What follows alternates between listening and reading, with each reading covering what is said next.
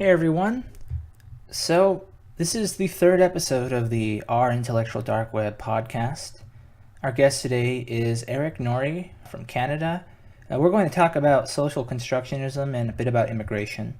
I think this was actually a very good episode of the podcast. I'm pleased that we've been able to find what I feel are quality guests so far. I especially enjoyed Eric. He was a very jovial guy. In many ways, I felt like there were some parallels between him and Eric Weinstein, at least in that aspect of his character, and a couple other things that we'll discuss. And so I think you're in for a real treat this time, and you get to hear some of our nuances. I know that I've made no secret of the fact that I'm a fairly progressive person, but I do really give, I think, the left a bit of a hard time in this one compared to the last two episodes. So you'll get to see that side of me a bit more. But I don't think I need to spoil the rest. I think you're ready to see it now. So I give you Eric Norrie. And we're on with Eric Norrie. Eric is here to talk to us today about social constructivism and immigration. So say hey, Eric. Hey there. Thanks for having me. Yeah, thanks for taking the time to come on. So first 5-10 minutes, could you tell us a bit about your background, what it is you do, and then how you found yourself as being a part of the intellectual dark web community? Sure. So I would say that I sort of found, how Peterson's always saying how we should need to kind of, find something that kind of gives our life meaning, a responsibility gives our life meaning. And I found that through working at a clinic for refugees for the last 7 years or so. And I did that through I've had about 3 different kind of capacities there. First, I was a medical office assistant for the most part, and then the last 3 years, I've been also a research assistant and in charge of quality improvement to some degree. And so then through that, I went back to school to take an undergrad degree in psychology, and that was kind of what got me thinking about social constructionism, because psychology is sort of one of the areas in academia which is sort of the battleground for where that kind of, I guess, sort of conflict in a way, because they're not really exchanging ideas for the most part. It's sort of, this is the right way to look at things. If you don't look at things, then you are holding various forms of oppression. At least that was sort of what my professor said, basically. And this was in an actual class in your senior year?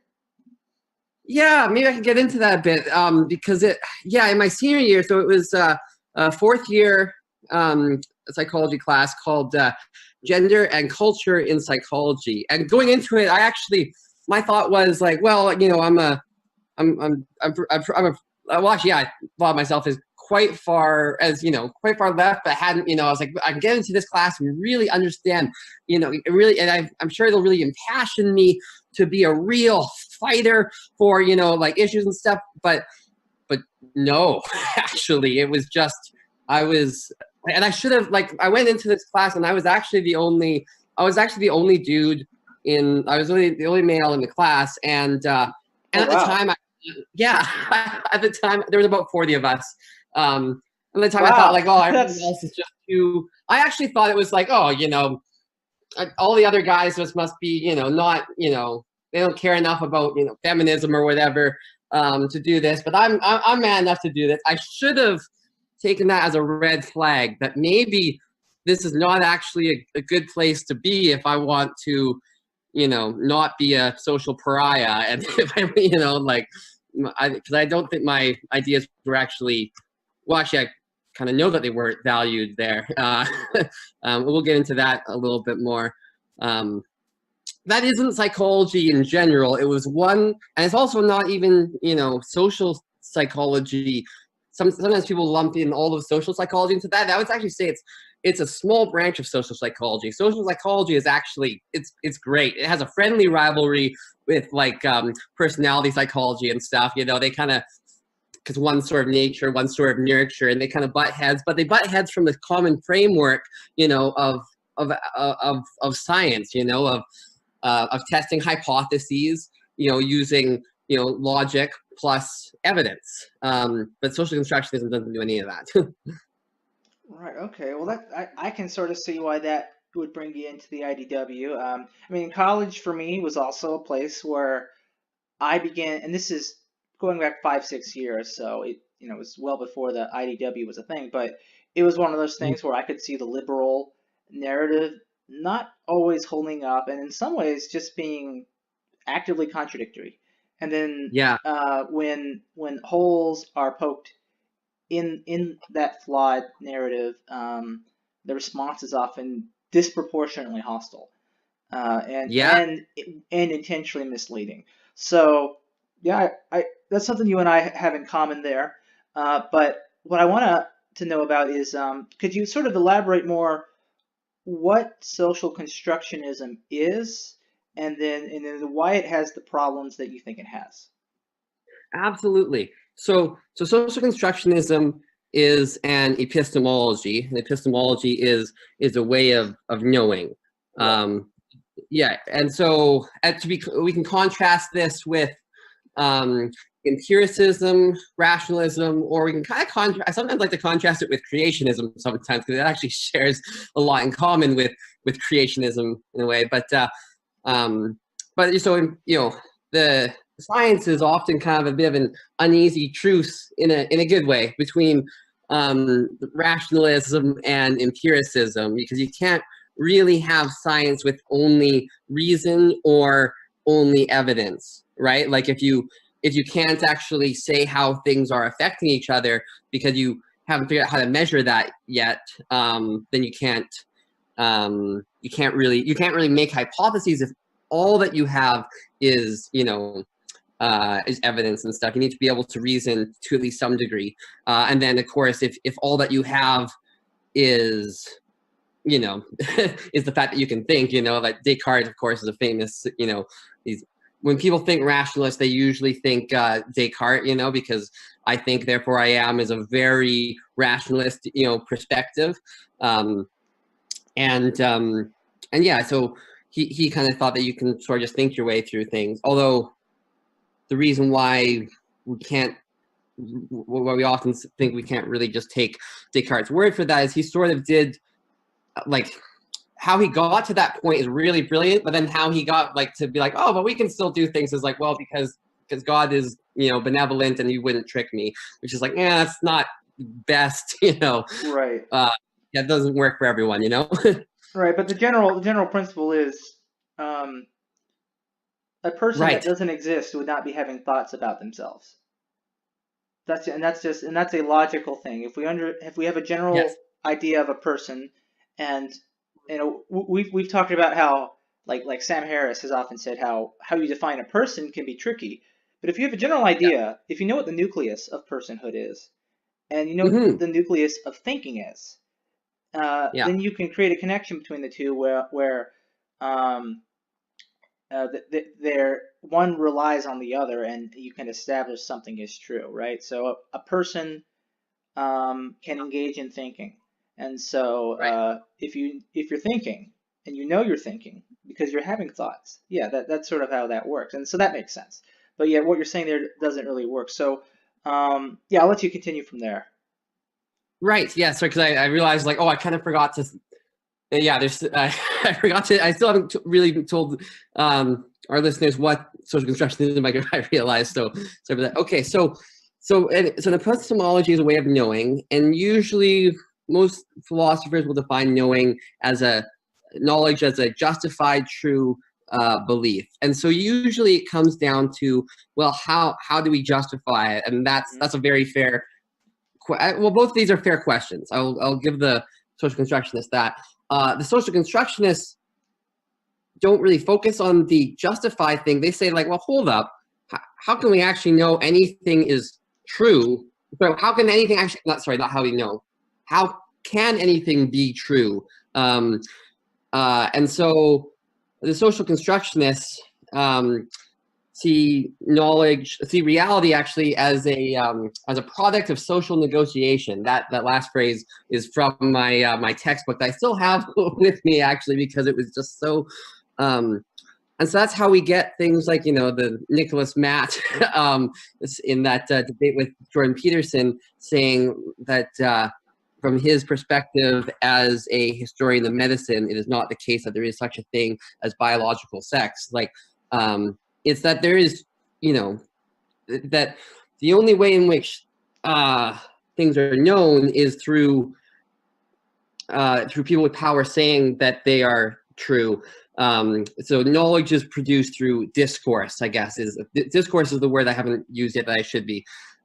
So Foucault, I have a long rambling quote by Foucault, as a lot of them sort of are kind of rambling, but this sort of gets to the heart of the matter, I think. He says, each society has its regime of truth, its general politics of truth, that is the types of discourse which it accepts and makes function as true, the mechanisms and instances which enable one to distinguish true and false statements, the means by which each is sanctioned, the techniques and procedures according to in the acquisition of truth, the status of those who are charged with saying what counts as true. And so it's not a matter of things actually being true. It's about people with power saying that they're true. And I'll give one more Foucault quote, and I'll send it back to you here. So Foucault says that, in fact, that that the power is basically everywhere. It's power. In fact, power produces reality. It produces domains of objects and rituals of truth. The individual and the knowledge that may be gained of him belong to this production. So yeah, that's sort of Foucault, who I think we can kind of point to as being the first major social constructionist, kind of saying that everything is there is no truth, everything is power. I'll send it back to you. Okay, yeah, so that's a good explanation. And I think, for me, some of the initial flaws are obvious there. One, the idea of truth being only the product of power and not being real. And I can just imagine, let's say, a scenario in which you are by yourself. You're a hermit living in the wilderness of Greenland. All right, you harpoon narwhals to survive, and there's just no one else around, which is to say there's no power structures around. It's just you. And you can look around and you can make inferences about reality. You can even test them with yourself. You can even repeat these tests to see if they were right. You can do while it's always good to have multiple people because there are biases that humans have. One bias that's common to everyone, you could say, is our field of vision. We can't see infrared and ultraviolet light. That's a biological bias we have. Those things exist, but we do not see them.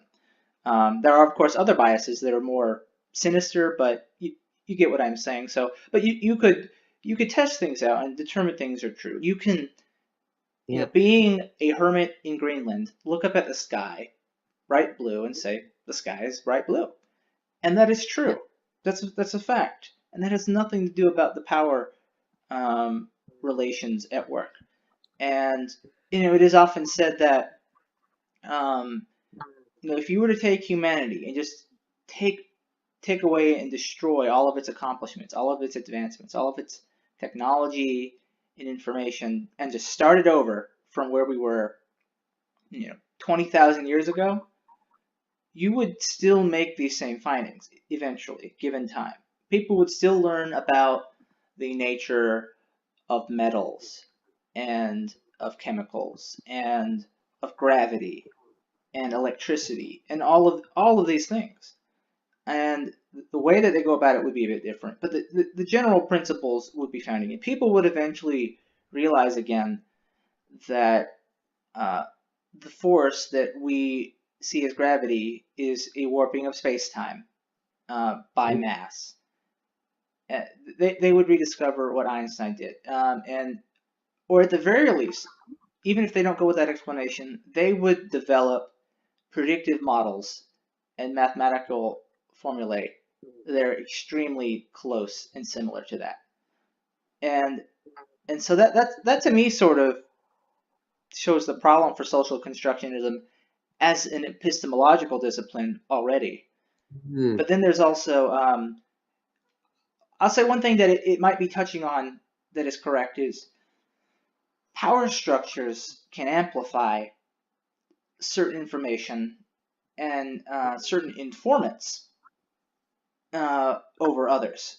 So the fact that we did get the theory of relativity from Einstein all has to do with the fact that there was a scientific association at the time in which he could publish his ideas, which is to say that there was a power structure in existence that would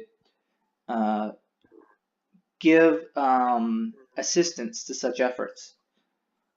So there's some truth insofar as that is a factor, but it wouldn't change the reality of it, and it doesn't necessarily mean that. I think the implication of social constructionism, as you described, is that if something is only true because of a power structure, well, then that means it's actually wrong. And I mean, would Einstein's theory of gravity be wrong just because there was some kind of power structure in place to help make it widespread? That's sort of how I think. And I guess you could say social constructionism, as you described it, is conflating knowledge itself with the proliferation of knowledge. Yes, I think that last bit's very true. I'm going to sort of push back a little bit on some of the things there, just so that we can, because I think the social construct. Well, I'll argue the social constructionist case against some of the things that you said there, even though, again, I'm very much not in favor of this line of thinking. But they would, I think that if a social constructionist was hearing that, they would say, well, okay, how did the hermit in Greenland get there? Was he descendant of, of the Vikings? Were the Vikings exactly good people? Like, no, like that ability for the hermit in Greenland to even be there is a reflection of power dynamics. And then they would probably also say, like, well, what is blue? You wouldn't actually have blue without a society. But that's where, like, the thing is that, like, light actually has wavelengths, that's an important thing. And yet that actually matters, the fact that, some animals can see in infrared, some animals can see in ultraviolet. I think bees can see in ultraviolet, if I recall correctly. Like, it's not the case that the only way of conceptualizing a world is as everything as a product of society. So then also, so sometimes I'll hear this a little bit is so there's a few common misconceptions actually about what social constructionism is and what other people think social constructionism is. One of them being like, we should all acknowledge that social constructs exist, just that not everything is a social construct, but the social constructionists believe that everything is a social construct. I have met some people who say, well, I'm a soft social constructionist, and it's like, well, okay, great. That's the same as the rest of us, actually. Like, we all, but no hard social constructionist will ever call themselves a hard social constructionist. They'll just call themselves a social constructionist, and in a way, that's actually valid that they're calling themselves a social constructionist, because a soft social constructionism isn't any different than the way that the rest of us see the world. There's one, and then the last thing there is that, like, at the very least, my professor, who taught this class of the social constructionist epistemology, even thought that logic itself is a product of a Western, imperialism and colonialism, and that it, and it shouldn't, and therefore it shouldn't be, seen as the as having any more validity than anything else. If so Kant kind of has this 2x2 grid of a priori, a posteriori, being the rows, and synthetic and analytic being the columns. That those two basically, whether something is true by the definition of itself. And there's a lot of, so people have a lot of, well, what is in each corner, you know, like through different philosophies will say what's in each one of those quadrants. For social constructionism, everything, including logic, including math, it's all synthetic a posteriori. There is nothing that is not that we know without, you know, society, or that even can be true without society and society's, you know, like what society says after they've experienced something. Okay, so I guess it's sort of saying, like, okay, you look at mathematics. Mathematics is a language of quantifying, we'll say, and it's one that you can that we're all literate in, regardless of what our own linguistic background is. So I'm an Anglophone, right? People who speak Mandarin or Arabic can understand the same mathematical problems that I write out and calculate, as if we were speaking the same language. And so there's a social relation there, and it seems to me like what they're saying is that the reality of that, or the presence of that, is what means that the statements about reality that we make based on mathematics are socially constructed. And I guess you can say the statements are, but the fact is that, well, here's one thing I've noticed. We have different ways of quantifying. We have the standard English system of measurements, you know, things with like inches and miles and pounds and ounces. And then we have the metric system. And we found that whatever calculation we want to use, whatever system we want to use, we can use the same mathematical formulae. I mean, scientists usually use the metric system, but if I wanted to do E equals mc squared, and I wanted to do it, you know, I wanted to do it based on the speed of light in miles per hour rather than kilometers per hour, I would get the same calculations. So what that and so what you could say about different measurement systems is that standard English is one social construction, metric is another social construction, and yet they're both detecting the same reality. I love that argument. Yes. And in fact, there is a massive irony about one thing here that we're about, because, you know, if mathematics is seen as a product of a Western worldview, it's kind of bizarre. Those numerals that we use, you know, when you write down a number, those aren't Roman numerals, right? Right? Those are Arabic numerals, actually. That's where they originate from, you know, because because the Arab world, right, you know, so was like the fact that we can conceive of algebra, 1, 2, 3, 4, 5, algebra, that's an Arabic word. It's the same al as in Al Jazeera or Al Qaeda. That's the proof right there. Same with words like alcohol. That's an Arabic word. So then we have all, like, it's basically, I would say, so we have all of that basic, you know, arithmetic kind of things largely from the Arabic world. And then after that, we get a lot from, you know, the Greeks. And the Greeks are very much, I suppose, you know, part of this whole, but I mean, but anyways, like Newton is the first, you know, genuinely white guy, I would say, in terms of, you know, the standard mathematical kind of canon that we really, you know, talk about. At least between him and the Greeks, there was there were a lot of major contributions by white people in that roughly, you might say, 1500 year period. Yeah, and again, not that it legit doesn't matter, but it's really funny when people say that that's a product of, you know, of the West. And it also shows you that, you know, that we will keep going with good ideas. That's sort of the lesson, I think, learned in all that is if an idea is good, people will run with it. Same with, you know, that I would say that's why a lot of Greek ideas are still around, even though they got, you know, conquered, right? Like, you know, they like, yeah, the Romans came in and we were like, whoa, you got a lot of good stuff going on here. Kind of, you know. Well, yeah, it was peculiar because, I mean, Romans were very proud of their society. I mean, if you just look at the fact that they would never surrender to the Carthaginians, if you look at the fact that and this was directly before they started taking over Greece. If you look at the disaster of the Battle of Cannae, look at any battle in history, there's nothing so perfectly executed as the Battle of Cannae.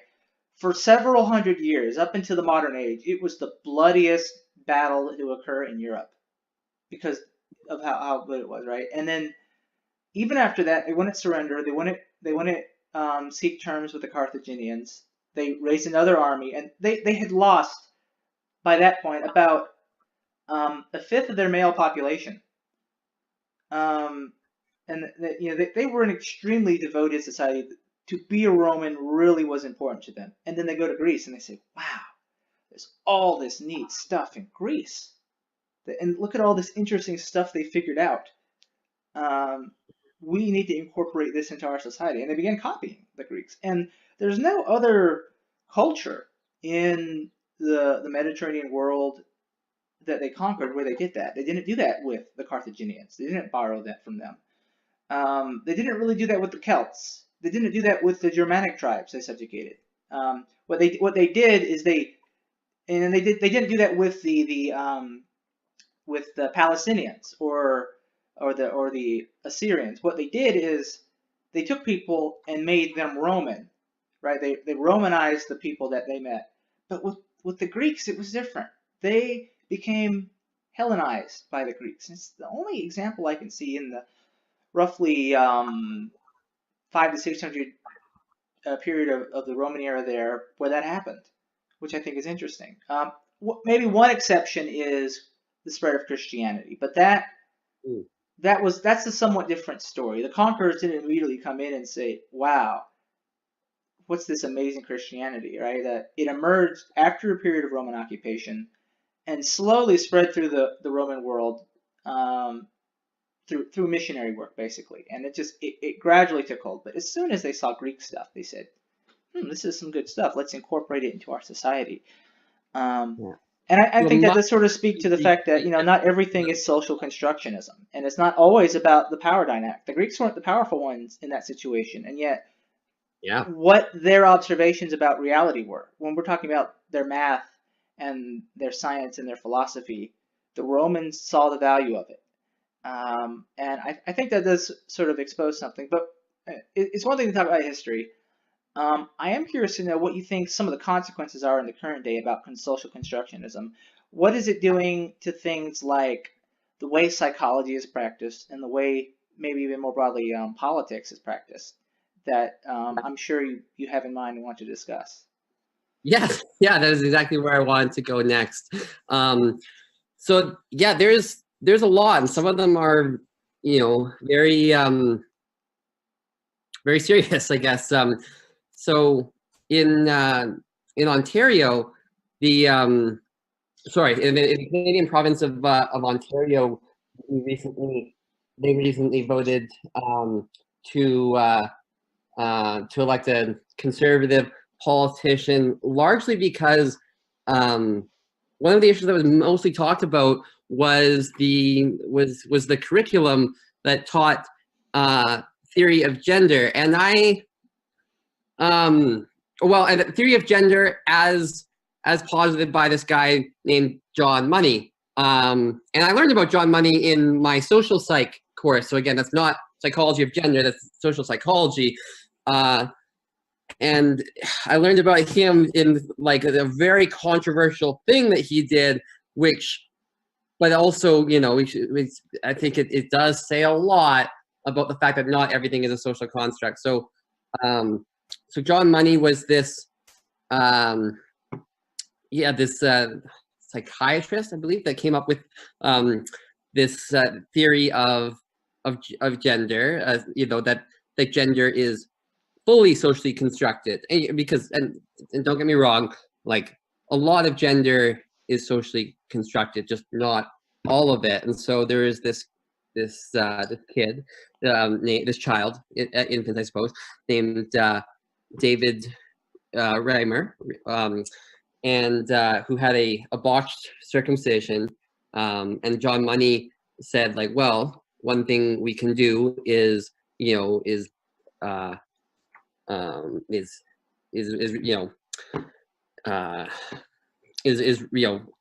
give him a constructed, construct it into vagina, because, you know, his current genitals are, you know, are not going to work due to the botched circumcision, which is awful. And it was not John Money who botched the circumcision, but it was John Money who suggested that they could just give him a vagina and raise him as a woman.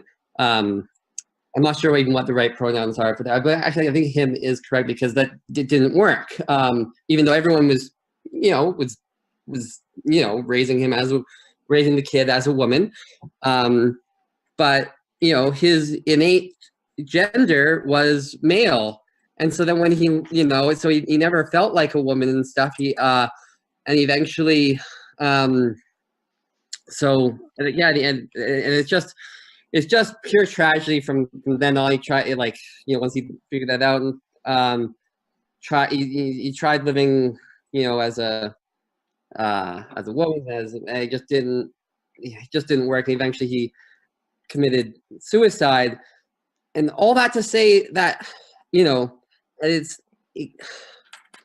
we shouldn't just take it as fact that gender is fully socially constructed, because there can be negative consequences of that way. That's not even the only example of that. There was a clinic in Norway that made some, like, that, you know, that basically took that theory of gender, when a kid was, you know, born like intersex, that they thought that, oh, maybe we can just, you know, raise the kid as whatever gender, you know, the parents want, if the kid is born intersex. So it just didn't work. Anyways, we should not, again, gender is very much at least partly socially constructed. You know, nobody has to fall in line with, you know, society's gender roles or anything. And there's obviously, as within any human population, there's more variance within groups than there is between them. But there are, you know, differences, and that's but the social constructionists would say that there isn't. And the social constructionists would probably say that any differences that you do find is a reflection of power. So I'll send that back to you. Okay, so the unfortunate gentleman who had the botched circumcision and then a lifetime of confusion that led to suicide. That, I think I've heard of that. That happened a really long time ago, didn't it? Yeah. So he was born 1965. Died May 4th, 2004, okay, of a suicide. Yeah. Okay. Yeah. I mean, I've heard a bit about that before. So, okay.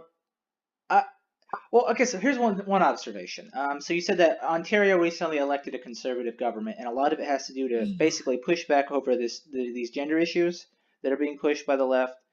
Now, yeah. I guess that's just an interesting irony, because if I remember correctly, Bill C-16 was based on the Ontario Human Rights Code. Is that, am I wrong on that? Wasn't it the Ontario Human Rights Code? It was in terms of, so it was based on, and the a lot of the surrounding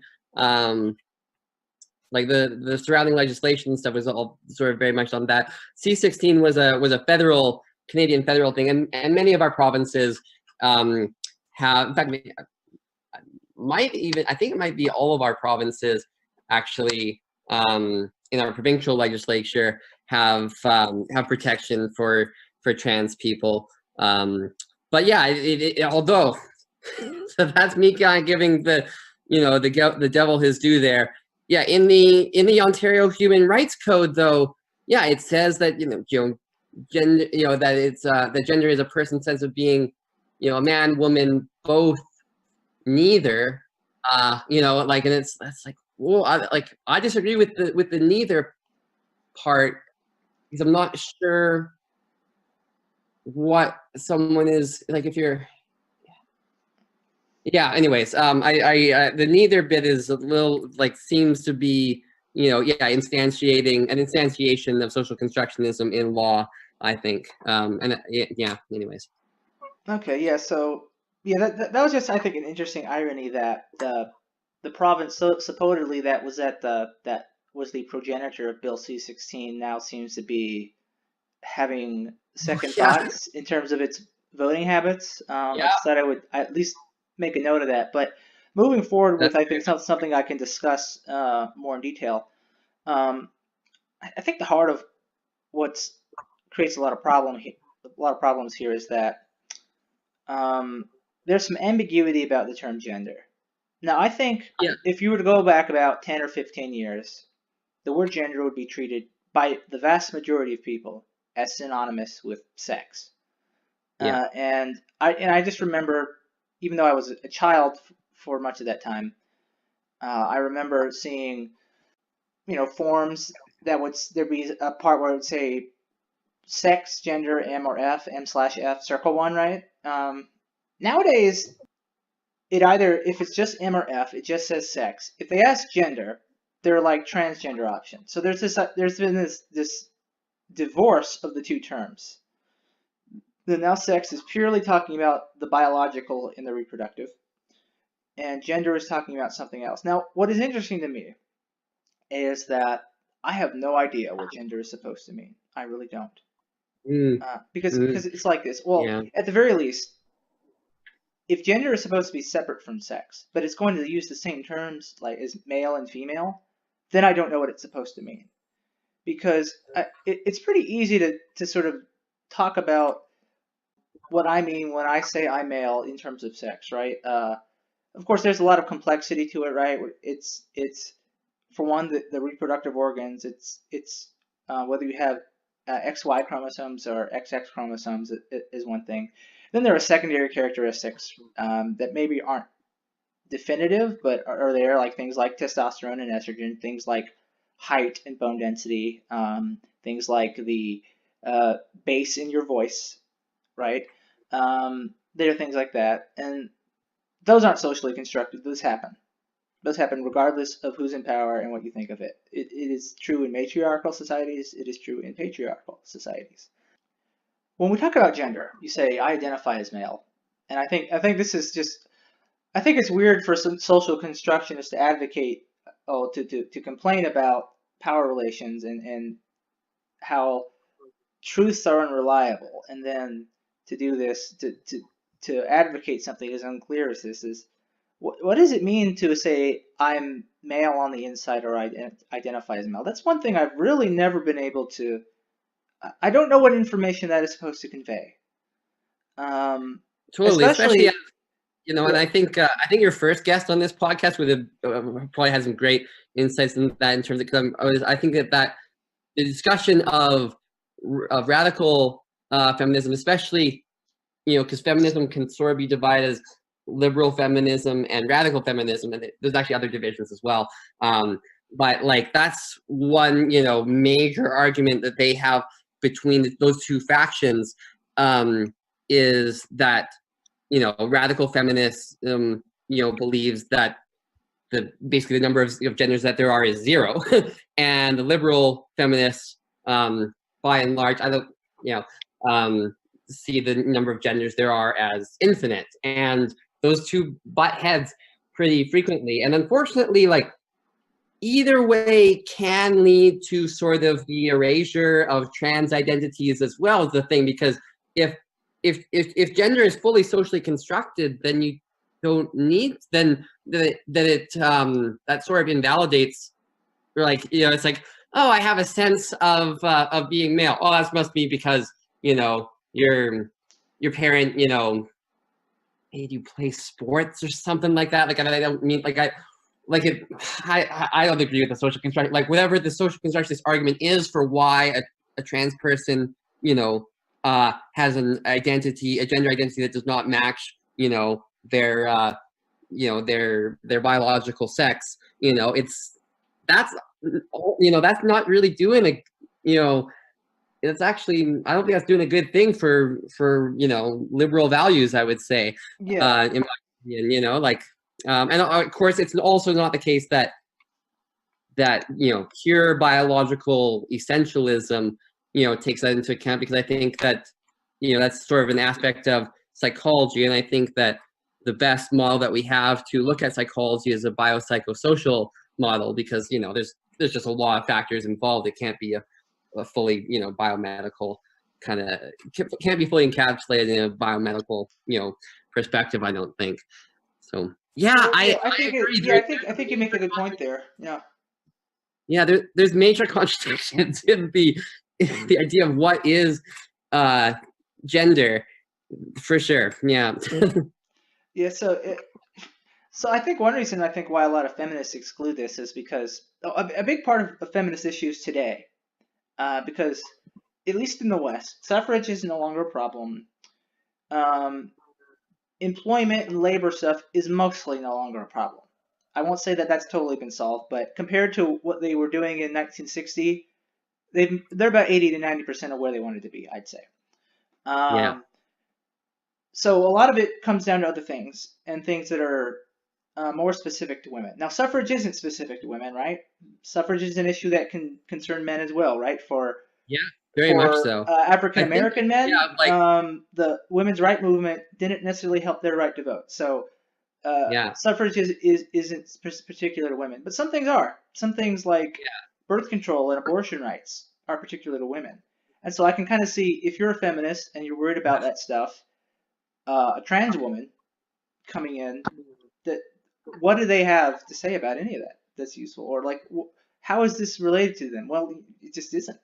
Just given the biology, and I could see, if you're I'll agree with radical feminists when it comes to the issue of censorship, for sure. Well, I mean, I'll agree with anyone who's against censorship, frankly.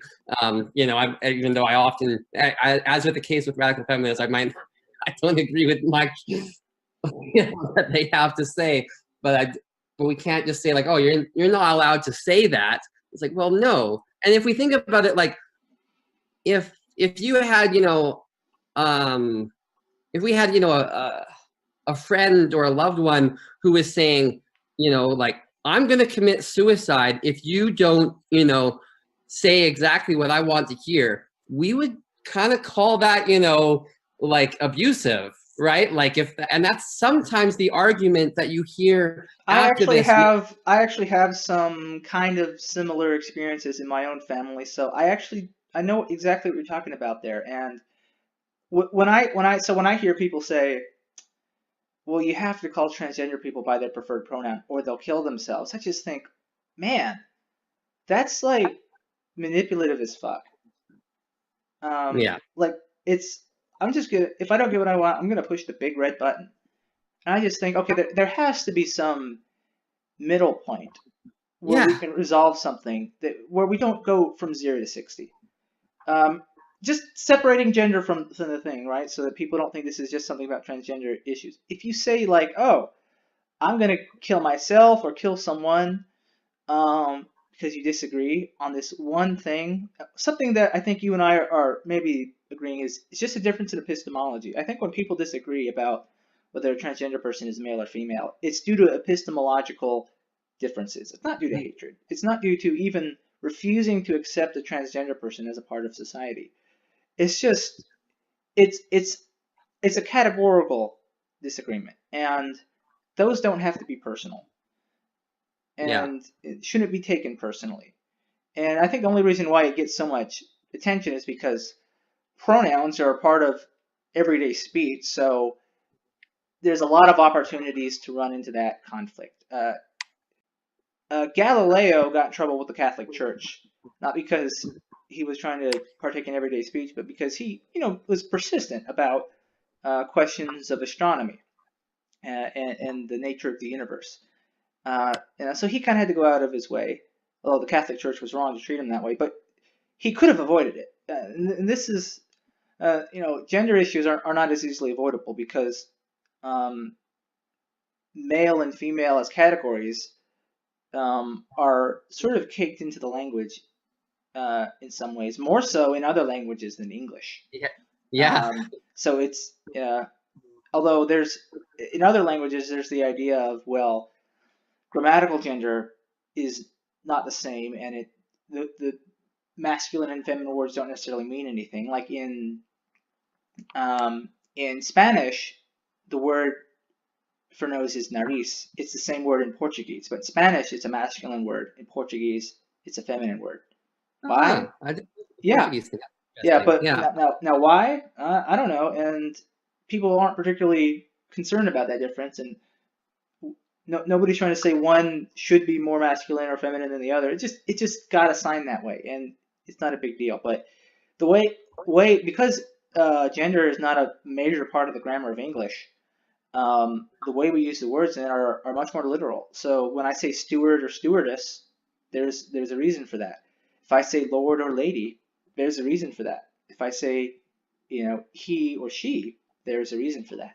And I think that's where the disagreement occurs. And yeah, so I think even though it's common and it's something, a problem we're going to run into a lot, we still need to dial it back a bit and think, well, what really matters here? Like if someone isn't using your pronoun, do they really hate you?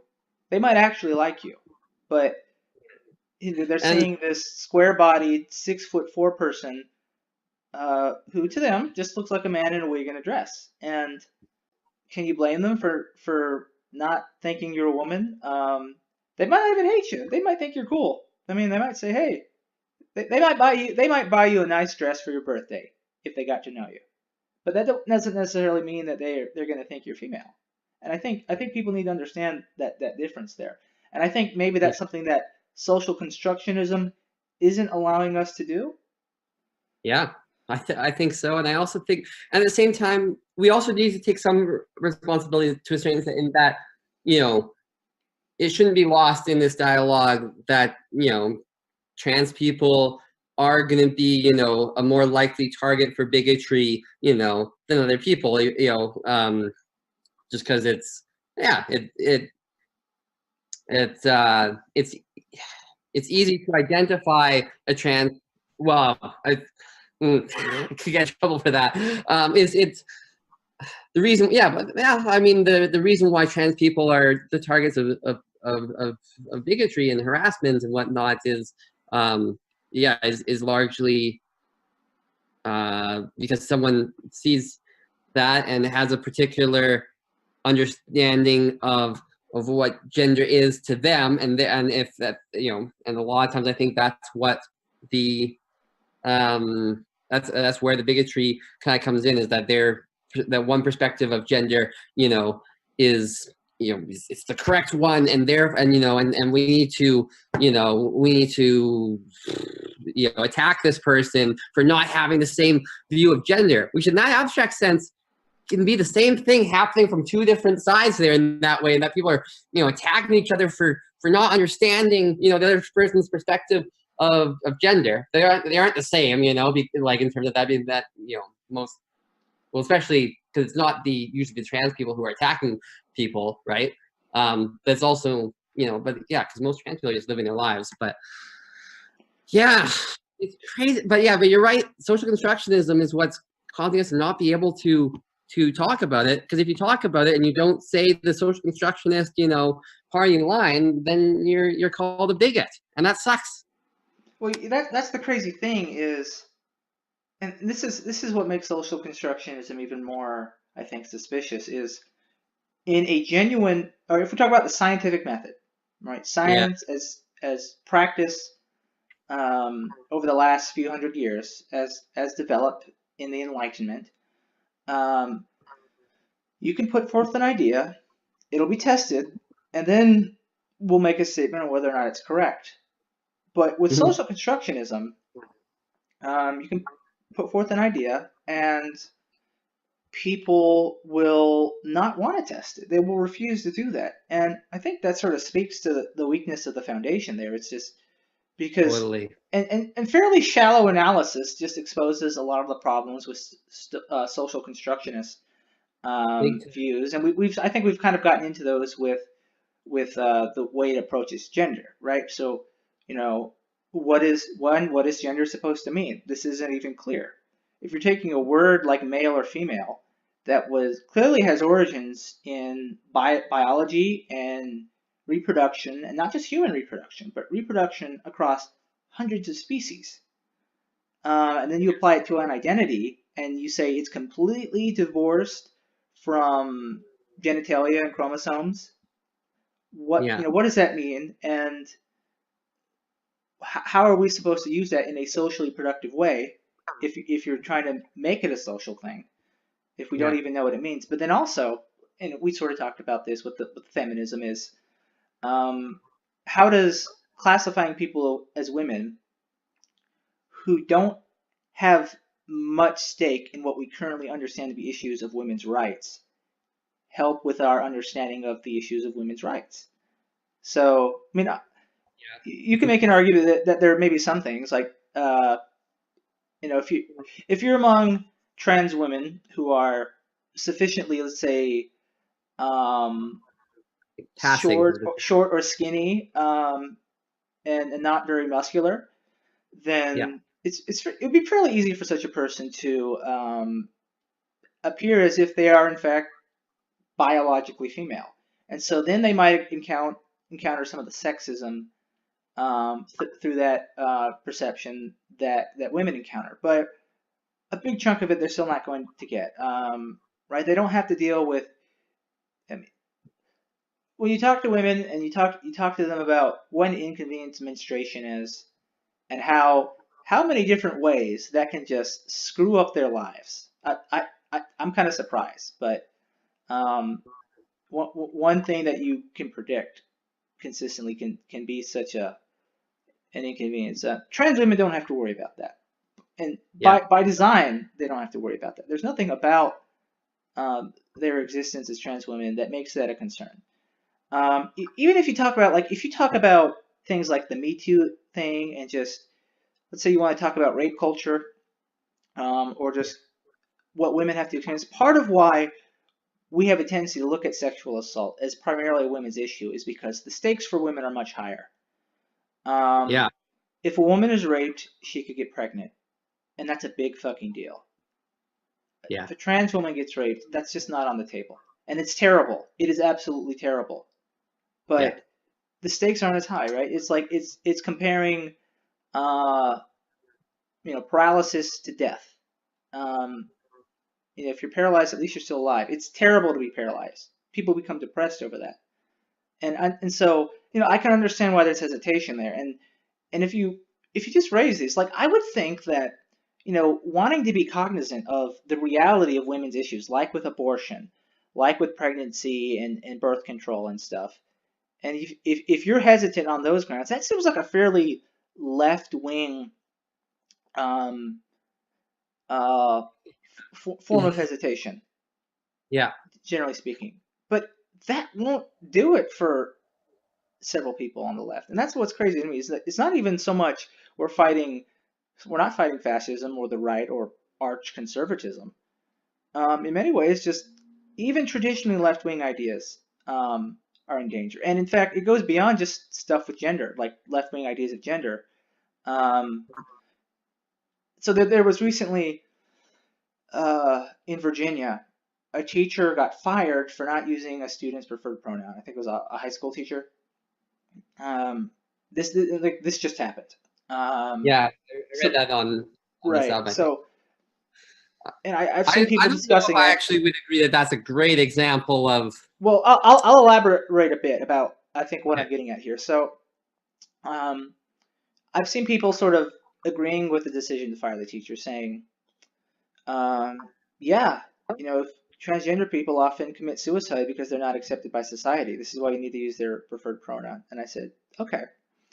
But it seems to me that if you're afraid of making people feeling alienated from society, and that's the word I'm seeing used, alienated.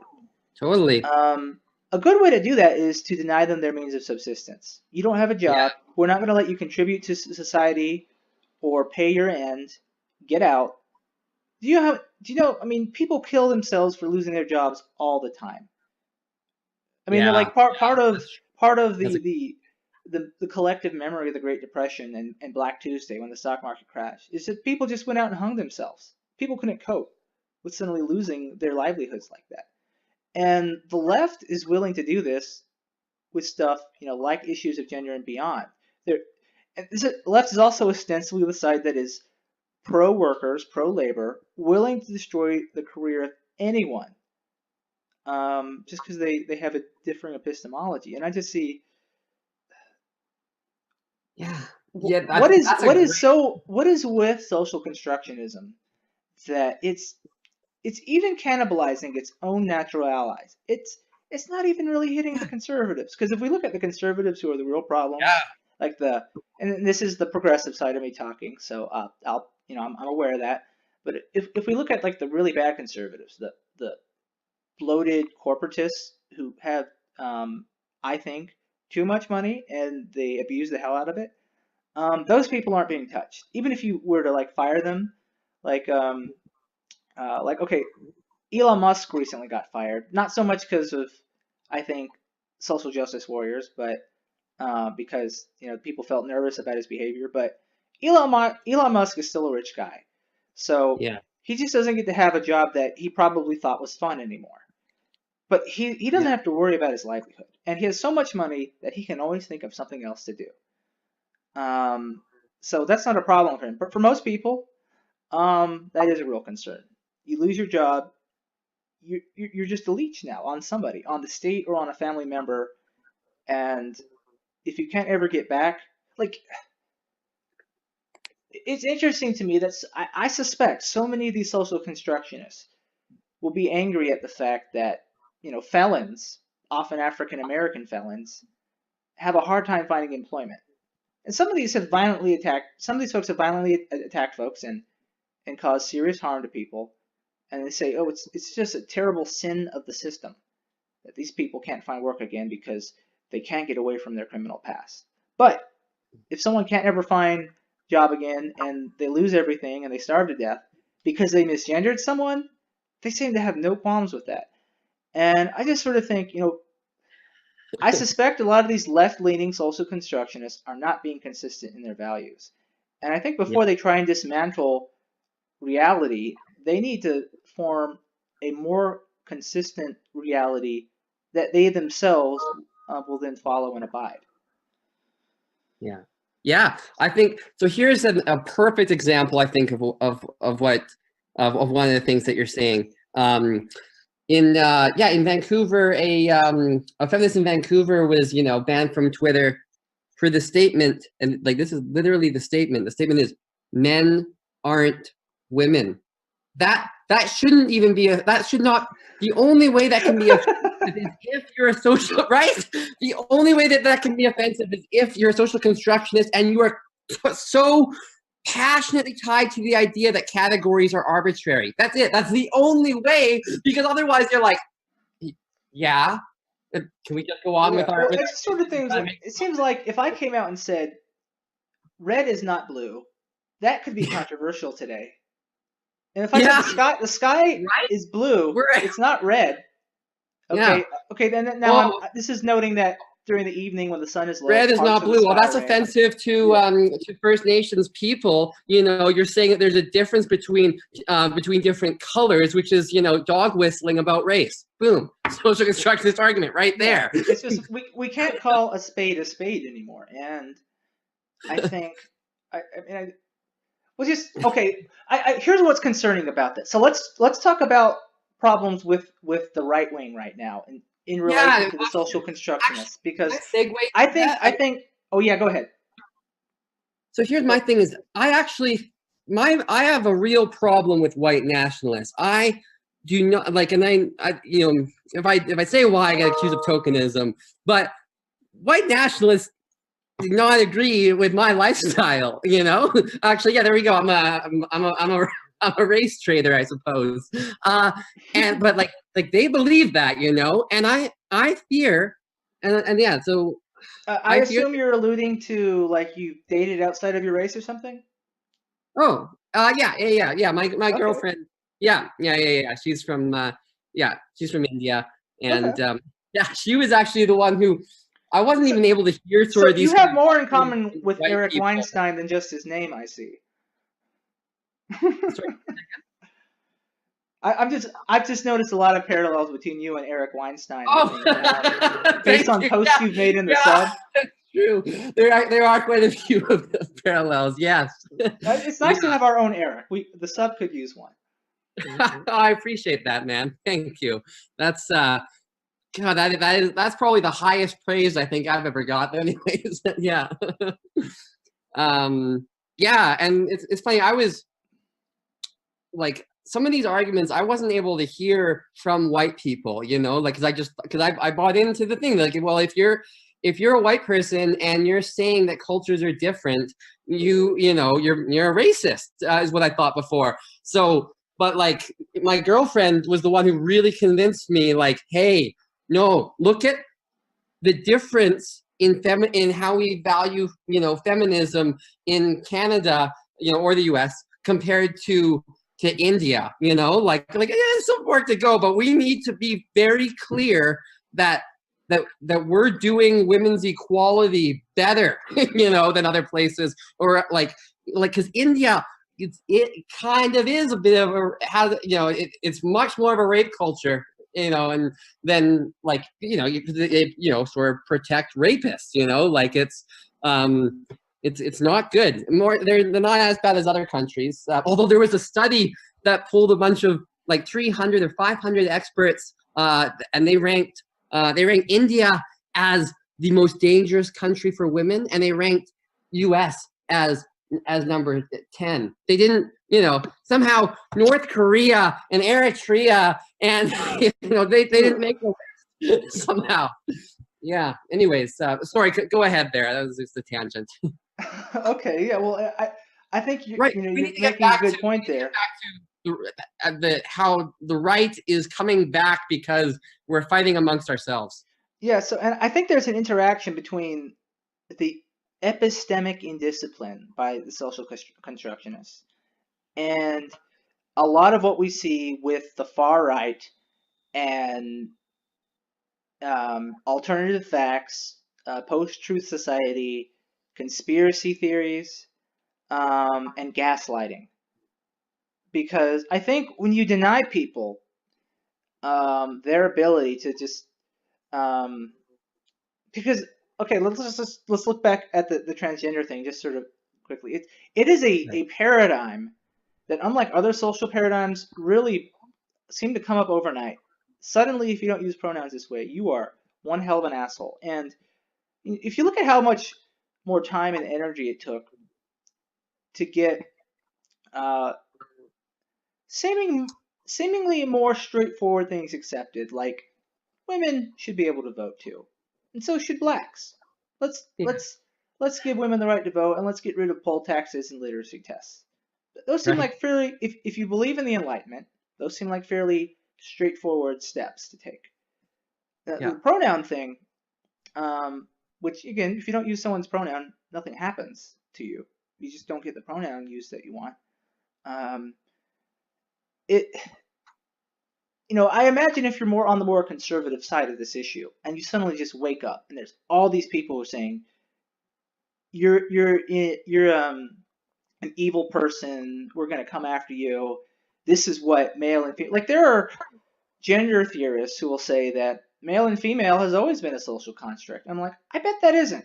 I bet if you go to medieval England and they said, oh, look at the farmer, look at the crops he has, they weren't talking about his identity. They were talking about if the farmer slept with his wife, he'd get her pregnant.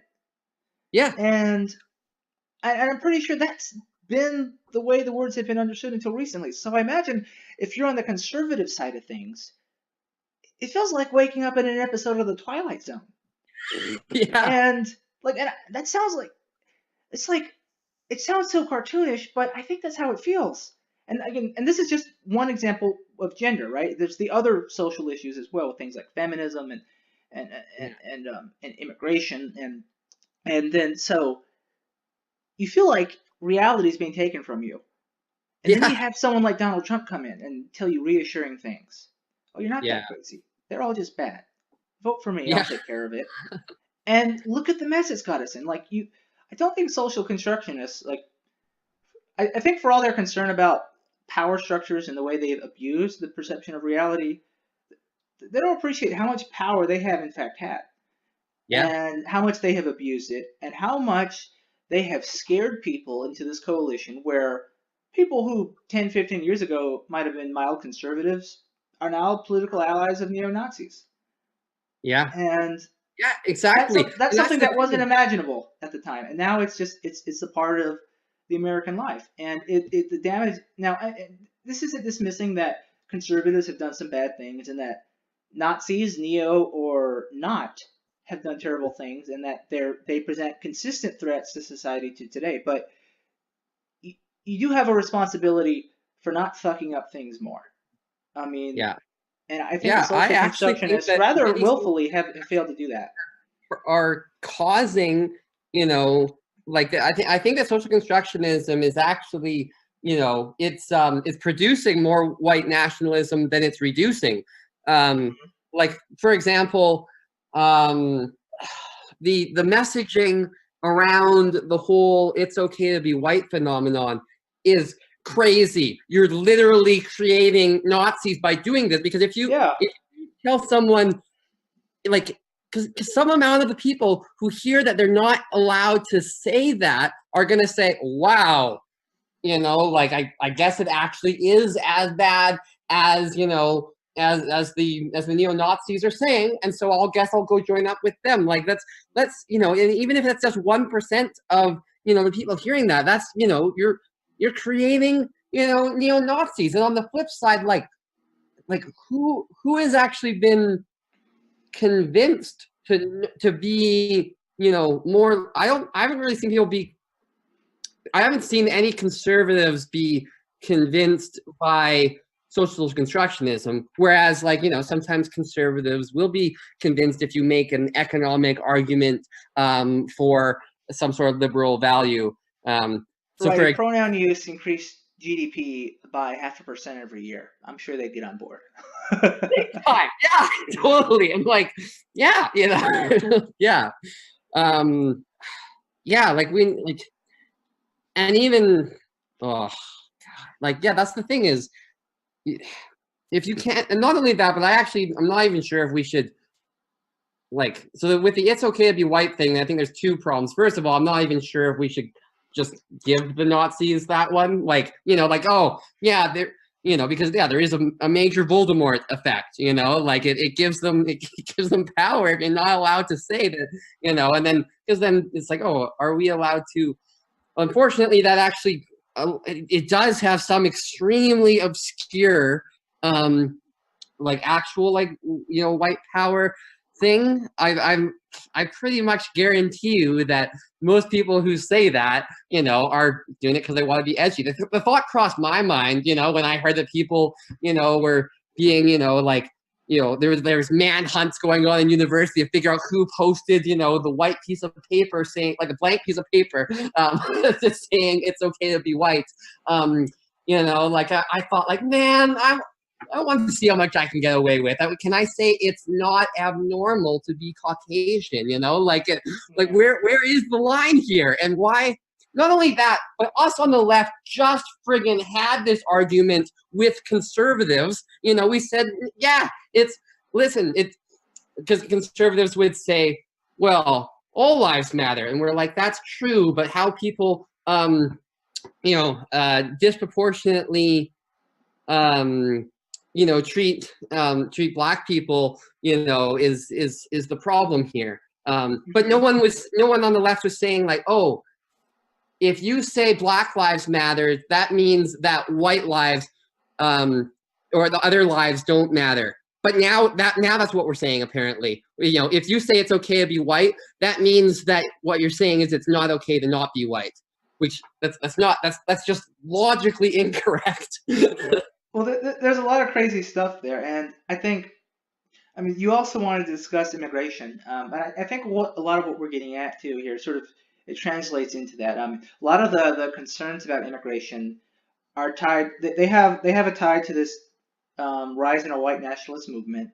Of course, people are on the conservative side are worried about what the impact of all these Latin immigrants will be for America, whereas people on the left are more optimistic about it. Now, your spiritual brother, Eric Weinstein, has often said that he's talked about immigration being, for him, what was a turning point, and he referenced it as occurring as early as, I think, 1985. Um, and he basically said, the narrative that the left gives about immigration being an unambiguously good thing isn't totally true as represented. He said the good things are there for sure, but there are also bad things that they're not letting us know about. And he talked about, for example, intentionally trying to push down, using it as to intentionally push down wages so that you don't have to pay workers as much. Because here's the thing, if you bring in more people who can work, you'll create a lesser scarcity of labor to reduce the wages, right? You have that ability to bargain now if you're the employer. You don't necessarily hire all those people. Bringing in more people to work doesn't necessarily increase the amount of people working in an economy. So you can have extra people there who aren't working, but are around to keep the wage down, and the wages go down for everyone, not just the migrant workers, but the laborers as well. And he said, that's just not an honest thing to do, and the left isn't being totally honest about that market dynamic at work. And so if you're a native worker and you're worried about your wages, you might rightly be concerned about too much immigration. Now, he actually wrote a very interesting paper in 2002 about it. But I think that's something that's going on. And so social constructionists, it seems to me, will look at that and say, well, white people are powerful, and this is just their narrative that immigration will be bad for them, and it's not really true because they're powerful. So we should, maybe what they go do from there is say, so we should just accept immigration. But I think what Eric says, it to sort of break the social constructionist mold. The paper that they wrote it's true of any nation that takes on migrant workers, regardless of if they're white or not. It's understanding the economics at work. So, and economics is something that is adopted and studied by every major nation. While China is run by the Communist Party, they're operating along a lot of the same economic theory that people in the United States, and it's true of people in Europe and South America. Same principles are worldwide, and this wage depressing effect is true for countries where there are barely any white people to be found. So it's not just the white narrative. It's what happens. We know that reducing scarcity reduces value. Okay, so just to give an example where no white people were involved, there was, I can't remember his name, so someone in the sub will have to say who it was, but there was a king of the Mali Empire who, in the Middle Ages, went on his pilgrimage to Mecca. Now, Mali, at the time, had so much access to gold that they were just overflowing with it. And the king, to sort of either to show off his wealth or to generously share it with the Muslims that he met along the way, because from Mali to Mecca is a pretty long trip, he brought a lot of that gold with him. He brought thousands of people with him, showing off his wealth. He brought so much gold and freely gave it away to people in Egypt or donated it to build mosques and stuff, that hyperinflation hit Egypt and destroyed the Egyptian economy, right? So scarcity is in fact a part of economics, and it applies to commodities like gold, and it applies to commodities like labor, if you want to look at it like that. And I think that's sort of where we are. So I guess that's what Eric Weinstein, your other half, has said. I was wondering if you were going to get into something similar like that. If not, you can maybe just use this as a launching point to discuss what your thoughts about issues of immigration are. Sure.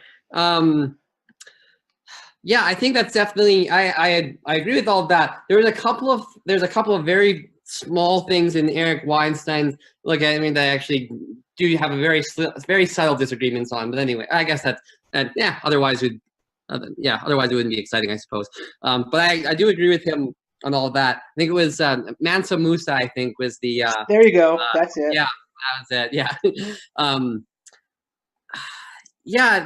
The problem is that, again, like, it gives ammo to those on the right, who are like, well, what these people on the left are saying is clearly wrong, and therefore, the left must be clearly wrong about economics, and that's how you get, or immigration, both. That's how you get, that's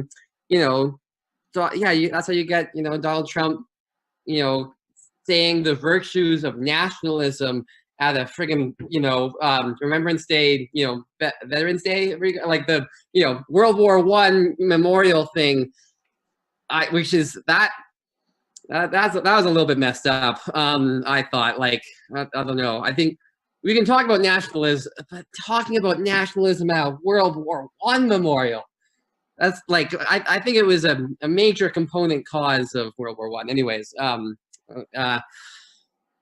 yeah, and so I think we need to be able to talk about the realities of immigration and of and of different cultures having different values, and then deciding, like, well, what values do we want to say these are American or these are Canadian values.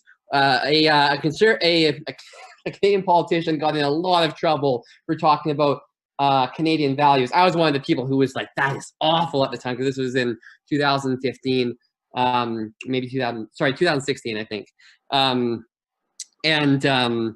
Anyways, because she used the term Canadian values, and we were very, and at the time, many of us, myself included, were saying, like, no, that's the whole thing about Canada, is we don't have Canadian values. And then now a liberal politician a few months ago used the term Canadian values, and nobody batted an eye. And I was like, what? We made a big deal about that before. And but this is something that, my girlfriend kind of was the one who really convinced me, like, no, if you don't have, values that you say belong to this country, then it actually doesn't do anyone any favors. It also doesn't do the immigrants any favors, because then they don't have something to integrate into. And then, and then when the people who are like, actually, these are our values and they're different from your values, like, say that, and they're like, oh, but I thought you guys, we were told that you didn't have any values. And then they have kind of butting heads, these two factions. And all this could be prevented if we're just honest about what things we want to see, in our countries, and in an eventual, global democratic state, as you and Daniel were talking about last podcast. So we got a long ways to go, and some of it is just about not shooting ourselves in the foot. Well, I think your girlfriend raises a very good point there, about how a country having its own values is even useful to the immigrants who go there. Because, well, I mean, let's just look at the word values. Value. I mean, something of worth, right? So when we talk about economics, we talk about things that have value. Yeah. What something is worth. Now, it's somewhat a different expression of the term. Wasn't any benefits to it. Right. When we talk about, like, let's say Canadian values, we might be talking about certain moral principles. but we call them values because we think that there's some importance to it that is similar to how there is some importance in $1,000. You know, both things are important in a way that not having a moral principle and not having dollars, both of which are not important. And I mean, certainly there's some translatable economic value between that and, say, a nation's value. So let's say you're a multinational corporation. There's country A and country B where you can set up operations. You want to build a factory there. Country A is known for its national values of work ethic. Country B is not known for that. Well, where do you want to build your factory? Probably country A, because even though work ethic is something that is intangible and doesn't have an obvious monetary value, it does translate into something that's economically beneficial. And when immigrants go to different countries, they're basically making an assessment. My standard of living will improve this much by going here for these reasons.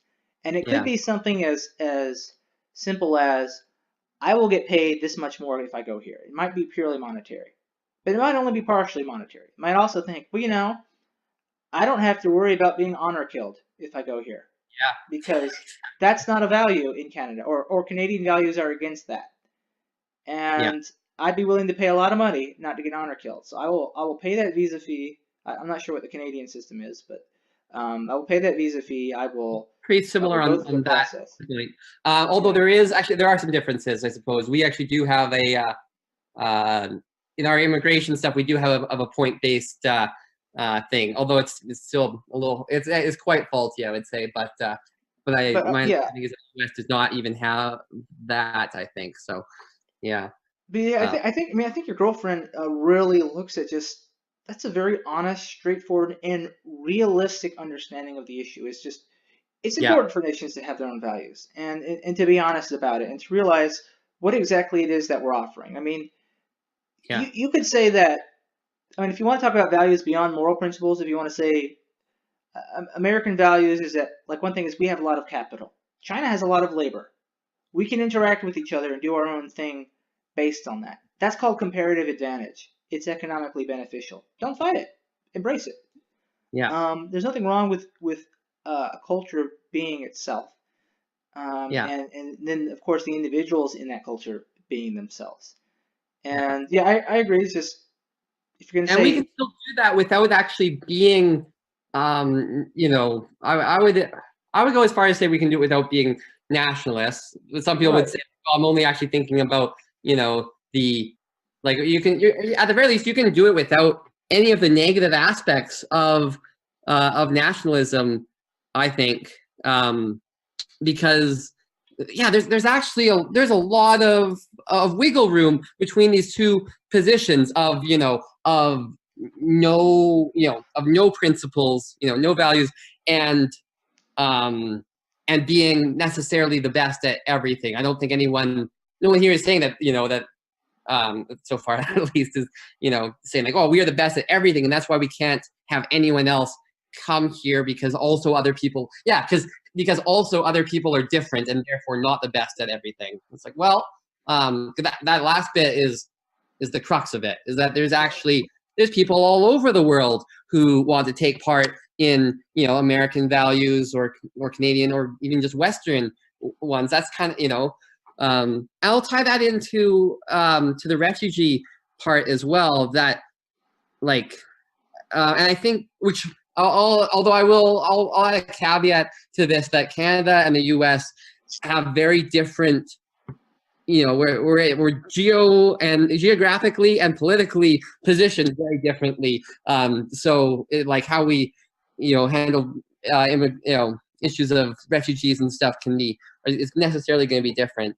But we should accept, though, that people coming here, recognize that they're willing to give up everything, right? Like if you, aside from maybe your phone, but you give up your house, your community, everything to be here. They generally really want to be here. But and then at the same time, some people when defending, refugees will will conflate refugees with, you know, if they're fleeing people, then they'll conflate refugees with the people that they're fleeing from. And this happens, I would say, maybe, well, almost just as often on the left as it does with the right. You know, it's like, if you don't, it's like, oh, well,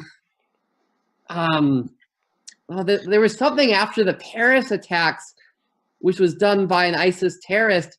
And then, you know, I remember, yeah, then I saw some argument with, you know, being like, well, that's not all, like, they were talking about refugees. Then the person was like, well, that's not all Muslims. And it's like, what, we don't even necessarily need to, like it, that's not really even very much relevant. In that particular context, it was not relevant to the refugee situation. You know, anyways, it just is a pet peeve of mine. I've gotten a bit off track here, so I'll let you steer us back on course. All right, yeah. So I guess just moving forward with the topic of immigration. Yeah. I guess I'd be curious to know, is there any way that you could speak to what social constructionists have made of the issue of immigration in America? Now, I've speculated, but I'm not actually familiar with what they might be saying. I suspect maybe you have. I'd be interested to know if you could speak on that. So typically, it's another one of those issues where weirdly the social constructionist logic is very, very, very similar to the white nationalist argument.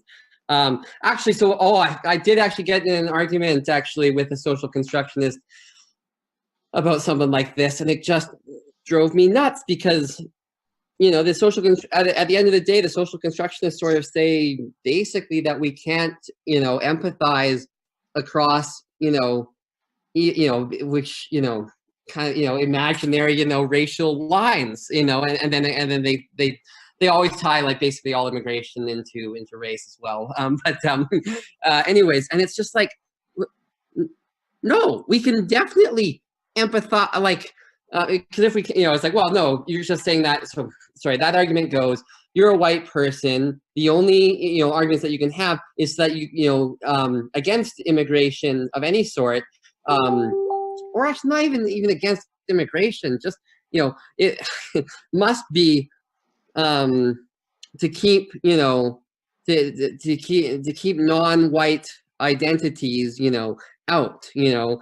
And it's like no, actually, I'm, you know, like, so then I made the mistake of referencing, you know, the actions that I've actually taken to help, you know, you know, to help further, yeah, you know, the issue of refugees coming to Canada. And then the social constructionist said to me, well, some people will just, you know, do things like that so that they can have something to point to further their, he didn't say white nationalist agenda. He said, I think maybe he just said, you know, it was something really brutal. And it was just like, okay, so your argument is that no matter what I do, I can't be actually for that's the right. If you're a white person, no matter what you do, it can't actually basically be for, you know, non-white people because you're non-white.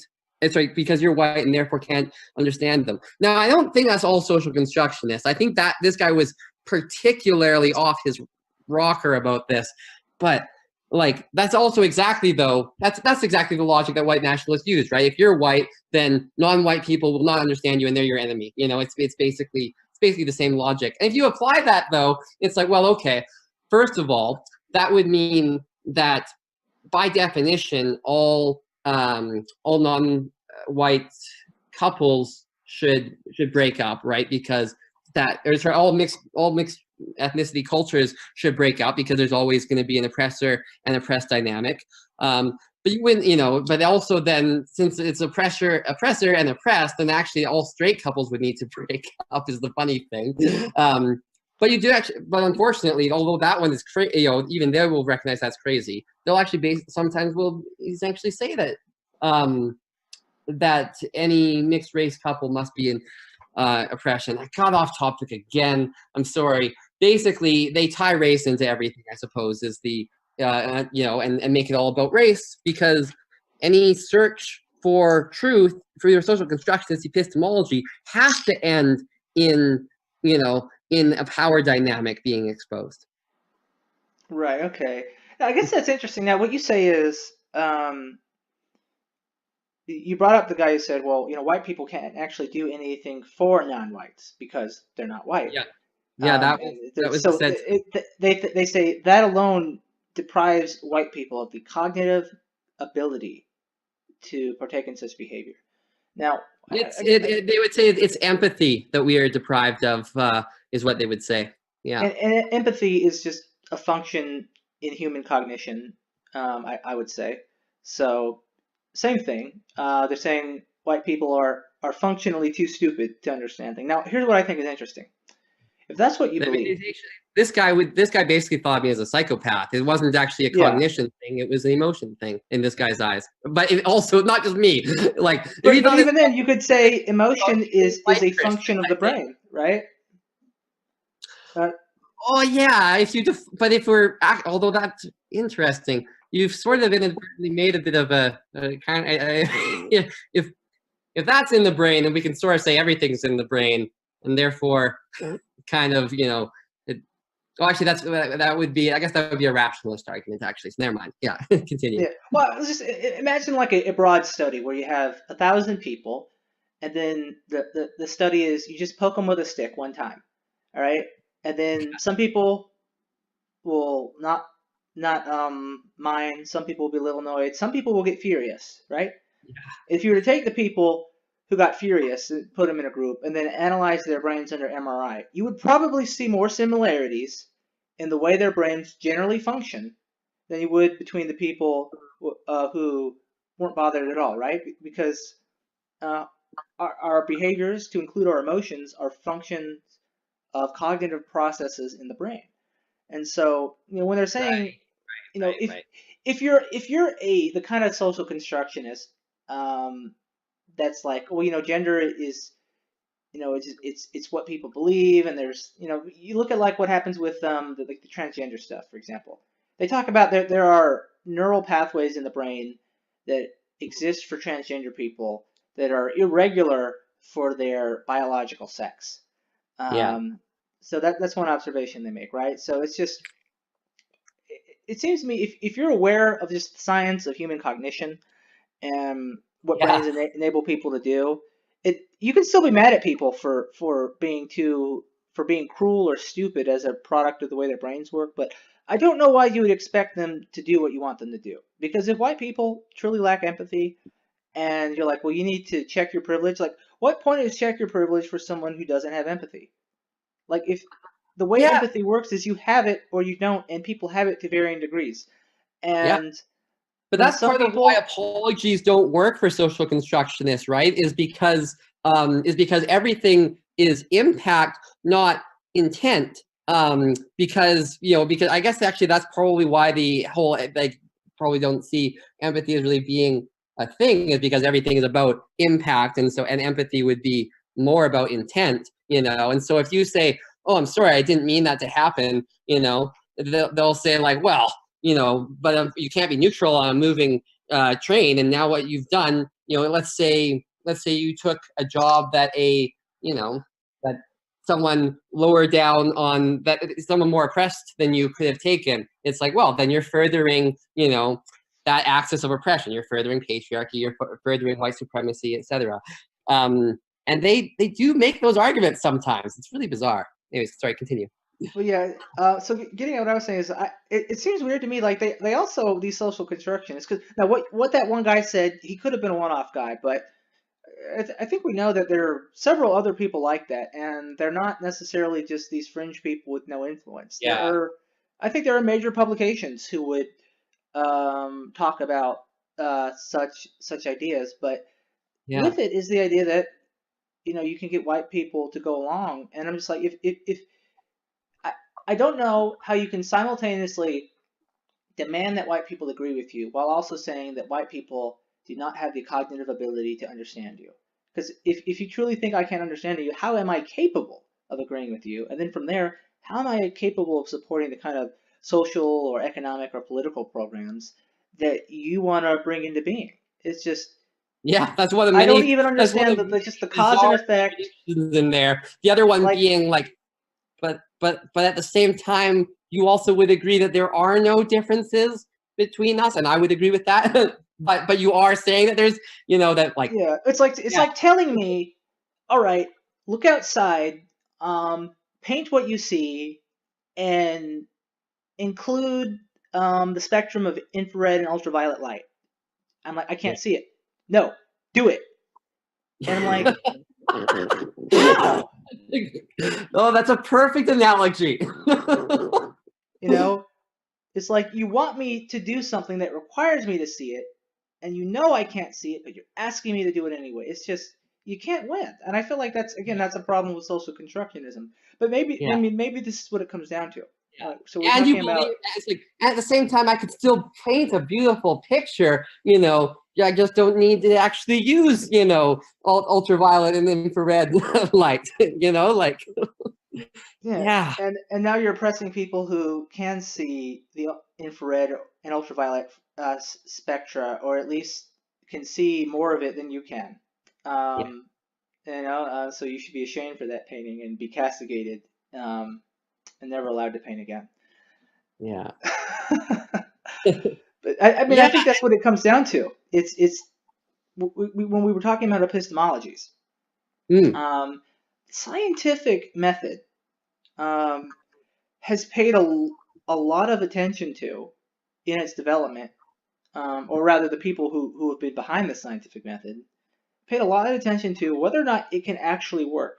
Like, can I use it to make statements about truth and allow it to be self-sustaining and actionable? The scientific method can do just that, right? If you need any proof of that, the fact that we could actually blow up an atom bomb multiple times is proof. We were able to just say, look at the math. Okay, based on the math, there are these things called protons and neutrons and electrons, and those are why we have the different elements, and then certain elements should react this way in certain circumstances, and then we can make a big explosion, right? If we were wrong about protons and neutrons and electrons and atoms, there's no atomic bomb. That's just, we just drop a hunk of metal in Japan and nobody dies, right? Like, it's a brutal example, but like, that's, the proof is in the pudding right there. It's correct. It was actionable, and it was so correct that the Soviets were able to copy it and do it again. And nothing about their social constructionism, their Marxist perspective, their more Eastern or Eurasian history had any bearing on the reality of that. Soviets detonated their own bomb. They've in fact detonated the largest bomb ever, the Tsar Bomba, if you've ever heard about that. I have. They did the biggest one, and they realized that it was actually so big of an explosion that it wouldn't even be strategically useful to the Soviet Union at that point. But yeah, that's where we are. So the scientists meaning supporters of the scientific method, have really paid a lot of thought to whether or not you can get results from their epistemology. But it seems to me that the social constructionists haven't done that. And just making the observations that I have, you want a white person to agree with you while also saying that their race makes that impossible. And to be honest, it's openly hypocritical. Like, there's the controversy of race and IQs, right? And the assertions that non-whites tend to be of lower IQs than whites, right? That's a statement on their cognitive ability. If you hate that being said about people, it should be true the other way around. It should be true of what you say about white people. Now, here's what I will say is right about the social constructionists. It's just, if you can pull anything good about what they say. The experiences of these minorities are important, right? So power can be a bias. Power can cause you to overlook things. Power can be used to funnel good ideas, but it can also cloud them. And this doesn't mean that people in power never have anything important to say on issues. So white people should have, at least in principle, have the ability to say something valuable about racial justice in America. What would be a problem is if you had only white people talking about it, because the experience of black people is not irrelevant. Okay? Yes. Getting bludgeoned by the police is not irrelevant. Yeah. All right, so there's such a thing as qualitative data, and minority groups, insofar as we're talking about problems of inequality in America with all that entails, minority groups have information to offer. The mistake is that white people can't ever offer anything, because again, even minorities with their useful qualitative data have biases. They have things that mask the full picture from them. I mean, we have this I think misconception of the word bias, and not just social constructionists, but I think everybody to an extent, that if you have biases, it's because you're a bad person. It's because you're an incurious person, but no, bias is just a limit on what you know. Sometimes bias comes from character flaws. Sometimes it just comes from what information you're able to access, right? So white people, it comes from your measurement instrument. White people don't see the world in which black people live, at least not as clearly as the people who actually live it. And the same goes for black people. Like they don't know what white people are thinking. They don't know what white people actually feel about them. Insofar as they can't read their minds. Now, if white people tell them, they can get a good idea, and many white people do in fact tell them quite harshly, and that's a problem. But there are other biases. Like there's such a thing as the known universe and the unknown universe, right? The fact that there's an unknown universe means we do have a bias. There's only so much matter and energy that we're able to detect and record and discuss. And the known universe is gradually getting smaller because things are moving farther away from us than we're able to detect. Most of the universe is coming apart, and very little of it is actually coming together, right? So galaxies in our local group are coming together. We're going to collide with Andromeda, but most of the galaxies, it's not the case, and we're never going to be able to see the constituent stars in their systems or visit those areas. And this is something we sort of discussed in the last podcast. Like that's a bias. It doesn't mean we're bad. It's just a bias. So if we could get information about the unknown universe, we'd be fools to refuse it. Now that the people who could give us information about the unknown universe in this hyper ideal universe where we can exchange information like that, they would also have biases about our part of the known universe. So it can go both ways. And so what's important is you want to have the table open to as many people as possible. I think the scientific method does allow that. You can have black scientists in a white majority country, and in fact we have had black scientists.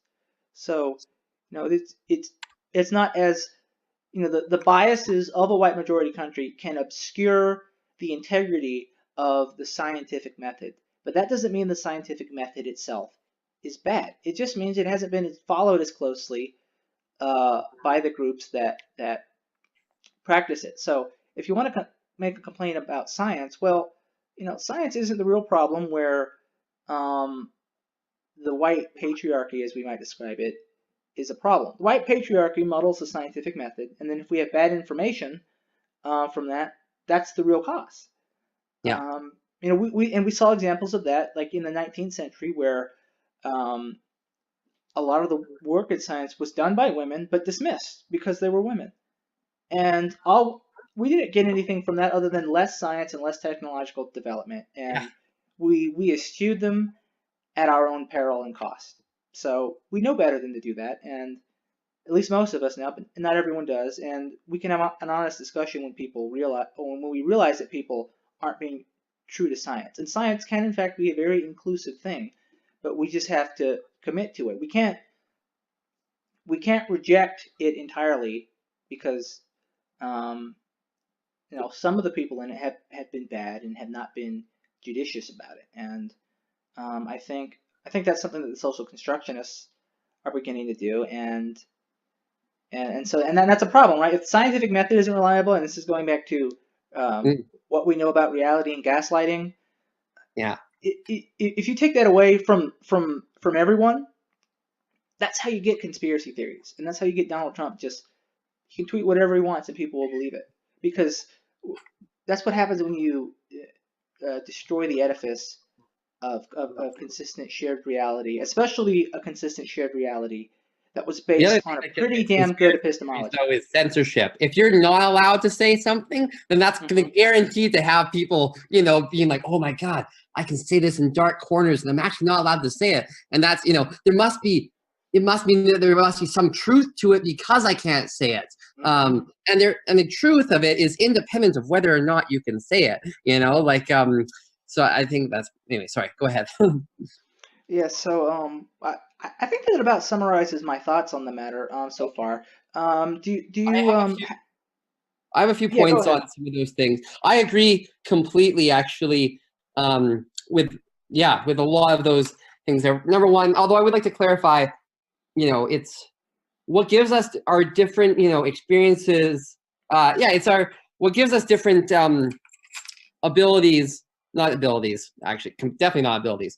The good in social constructionism is that it provides an alternate view of an alternate way of viewing the world, which is why, in fact, that if postmodernism actually was what it was originally, like as just a successor to modernism, and art being a way of viewing a different way of viewing the world, and modernism especially so, I would be totally down with it, and which is why I've been sticking to the term social constructionism, because it's when it interferes with science that I have a problem with it. And you make a great point about qualitative data. There was a time shortly after I took this class where I was actually I had a major, well, yeah, not even just a major bias against qualitative data, but I was like, oh, it must be all you. But then I saw some of these qualitative studies and then mixed methods studies, which is just the best. Mixed methodology. It's just incredible because you can figure out, you start with the question of, well, what is here? And then you quantify that once you sort of figure out what sort of themes are out there. And so but the problem is that I feel like some social constructionists, and certainly a lot of, white nationalists, think that our rationality is somehow tied to our ethnicity when it's not. It's our lived experience, which is a valid concept, but it's funny because the experience is such an empiricist thing. That's how you gain information from an empiricist perspective, is through what you experience, so it's a bit of and I would say something similarly to so social constructionism is good in that it's provided us, intersectionality theory, but intersectionality is so easily, I'll grant them that it did emerge through social constructionism, but you can get it through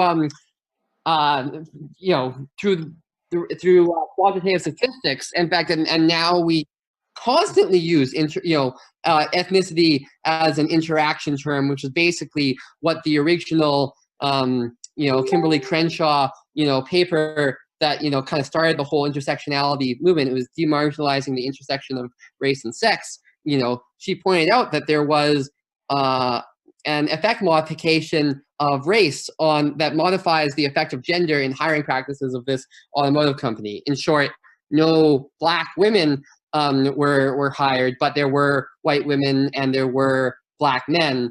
But anyway, so the whole point of intersectionality is just that we should take into account interaction terms. And then, as Peterson so wonderfully, Peterson's point on intersectionality is something that everyone should to at least take the time to consider, because it's just so good in that it's limited. If we could, if and because and social constructionists, intersectional feminists or whatever, will slowly add on, categories of things as they should, but they don't realize that what they're working towards is individualism, right? If you take the smallest unit that you can cut up to someone, which is sort of what we all want, those of us who have a problem with intersectionality, it's probably because that it's not actually taking into account our lived experience, maybe as someone who is bullied or has social anxiety or just social ineptitude, or it's like, alluding to your first podcast, a white person or a male can't experience, sexual assault, and so we'll just not study it and stuff. And it's funny that if you took intersectionality to its final point, no one would have a problem with it. That would also be true of if you just started from individualism itself. So in short, I guess my point on social constructionism is like, yeah, if it's good until it interferes with science, and when it does interfere with science, it doesn't produce anything unique that can only be found through a social constructionist epistemology. Right. No, I found Jordan Peterson's statement on intersectionality to be profound. It's one of those things where, every couple years I hear some sort of statement that really alters the way I look at the world. And I think for 2018, that was the statement, because, I actually thought there was some credence to intersectionality about how overlapping categories of disadvantage can compound rather than simply add. And so that made sense to me. But then when he said, well, as long as we're thinking abstractly, because to classify people as a certain race or a certain sex or as disabled or something, and as certain types of disabled, that is just thinking abstractly. We can come up with all sorts of things where we might say this is oppression or disadvantage or whatever. And we can do that basically without limit. And you do that enough, and basically you understand a person's individual circumstances. You've come up with every possible category that applies to them or doesn't apply to them, and you know how well off the individual is. And I just thought, so it's sort of like when we look at quantum physics and relativity, and then we see, well, we're trying to move toward is some sort of unified theory. That sort of seems like individualism is the unified theory. Yeah, bizarrely enough, like I couldn't have predicted that, but I think you're right. I think And so it said, well, okay. So when people ask you, how do you feel about intersectionality? I haven't really been asked this, but because this was something I heard from Peterson fairly recently, but if asked, I'll say, not only do I believe in intersectionality, I believe in it better and understand it more thoroughly than the intersectionality people or the intersectionalists. And because that's a severe limitation. It started out as just I believe women, black people and women, so black women, right? Yeah. But why wouldn't you add a paraplegic black woman? Why wouldn't you add a lesbian paraplegic black woman? Why wouldn't you add an impoverished paraplegic lesbian black woman? Why wouldn't you add an impoverished paraplegic lesbian black woman with Asperger's? I mean, there's all these things that just make it so much harder to function in society. And pretty soon you just know that she's Karen Smith, and that's her life, and you can deal with her as an individual. Yeah. And that just seems, it just seems so obvious to me. Like, intersectionality was very limited at the start. You could almost say that if you want to use the language of the intersectionalists, not the intersectionalists, the social constructionists, it's like race and sex as categories had some sort of privilege over things like disabilities. And they would agree with that. It's like if you have Asperger's syndrome or whatever, or you're somewhere on the autism spectrum, like, that's tough. Like, it is. That's if you've known anyone like that, if you have someone in your family who's on the spectrum, I have someone in my family who is. There are so many difficulties that it creates that are otherwise just avoidable, and whether that's necessarily oppression, or it's just hard, like having one leg is hard. Whether or not you live with other people, having one leg will be hard. In fact, you probably would have a harder time with one leg living alone because there'd be no one to help you out. But it's, for some reason, that just didn't enter the equation right away. And why didn't she? Did she have some sort of implicit bias against people on the autism spectrum? The author that developed the idea of intersectionality, I don't remember her name, but Kimberly Crenshaw. There you go.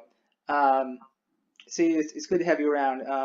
You help me remember these alliterative names that escape me, and um, is that I mean, you could turn the whole not intersect that social constructionist thing on its head. It falls apart in its own construct, Yeah. unless you take the Petersonian perspective and say, well, individualism is the natural result of intersectionality. So why don't we just go there and Yeah, understand people as that's the individuals? that's the end game for intersectionality, and it's beautiful.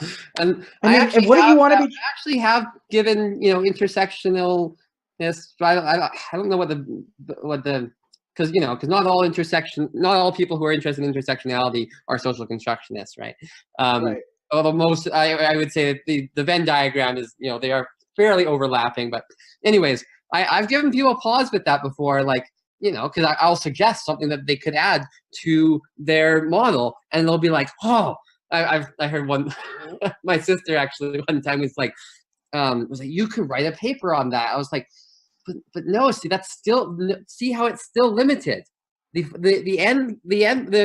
ultimate conclusion, is individualism. And then another buddy of mine who's left of me on the political spectrum, and he's a Métis guy, but I guess actually I don't know if you guys have that term in the States. I know about the Métis. I read a novel about the Canadian wilderness a long time ago. So I learned, and it talked a lot about the Métis. So I'm aware of them. I won't say I know a lot about. I would say that like novel, but First Nations people in Canada, in the Canadian context, if you were to talk about a group who has been oppressed due to their due to their identity, but due to oppressed by due to the color of their skin, or it would be it would definitely be First Nations and Métis people. Anyways, and so like fair enough. There is a lot. I mean, like a lot. That's probably the area where there is the most. There's so much inequality there between them and everyone else. I want to get onto another tangent with that, but I'm going to contain myself. Anyways, I did, and yeah, he's a big fan of collectivism. But when I explained this concept, he's like, wow, it's sort of individualism through collectivism. And I kind of liked that, actually. I thought that was a cool way of putting it, because it's true. It's like, yeah, okay, we'll take one group, but we'll also take another group because the intersection is important. And we're going to take another group, and yeah, you eventually hit this, indivisible unit. I think we need to, I think that even, people who care a lot about, particular issues of one, of a particular collective will usually hear you on this, at least in my experience. Mm-hmm. And here's one thing that occurs to me that I think it's tragic, and I think it just shows the weakness of the epistemology behind social constructionism.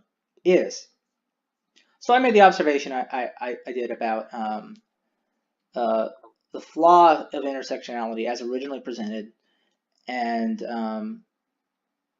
in that it did not necessarily include, say, people on the autism spectrum, and that's just one type of thing that you could consider disability that is omitted. Now, in the scientific method, I point out the flaw, and they can give it fair consideration, and if their observations and tests also reveal the flaw, they're like, okay, yeah, you're right. So we need to fix this.